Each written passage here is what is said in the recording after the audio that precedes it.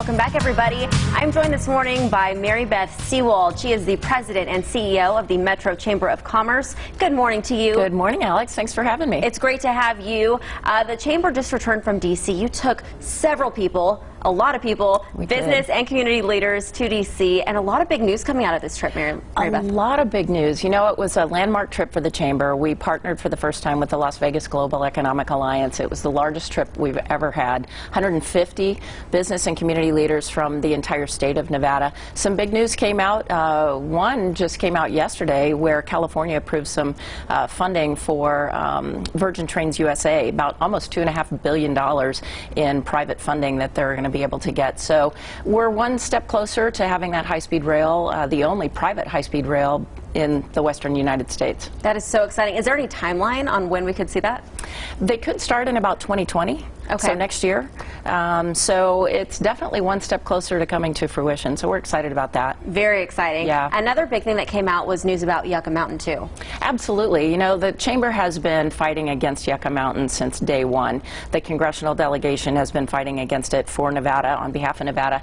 And the Senate Appropriations Bill came out last Thursday while we were on our trip, and there is no funding for Yucca Mountain. So that's a milestone for major progress for Las Vegas, because Yucca would have been about 90 miles away from Las Vegas, which would be detrimental, I think, for tourism, could be very dangerous for us, so we're very excited about that. Also in Washington, you announced a new Interstate 11 Chambers of Commerce coalition. What exactly is that, and what are the next steps? Well, I-11 is the freeway that would connect Las Vegas to Phoenix. Las Vegas and Phoenix are the only two major metropolitan cities in the country that are not connected by a major freeway. So Interstate 11 is something that the Chamber has been advocating for many years, and the Nevada side is finished. But the rest of the portion from Las Vegas on to Phoenix is still waiting for funding.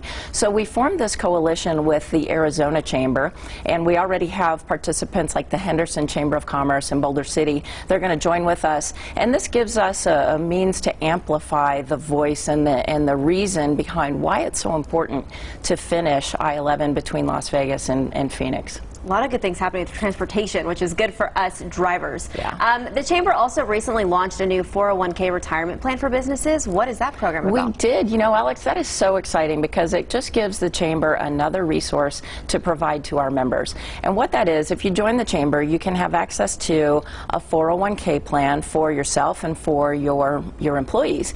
And the reason that's so important is because, you know, a lot of small businesses just don't have the resources to administer a 401k plan. There are a lot of fees typically associated with that. So when you join the Chamber and you have access to our 401k plan, you don't have any of the fees that you typically would have. And for those companies that have 100+ employees, there are no audit fees. And those typically can run anywhere from $7,500 up to $20,000. So the money that businesses will save by joining the Chamber and taking advantage of this 401k plan are astronomical. Wow, what a great resource. All right, well, welcome back home. I'm glad you guys had a great time in Washington. A lot of good things happening there. Thank you, Alex. Thank you very much.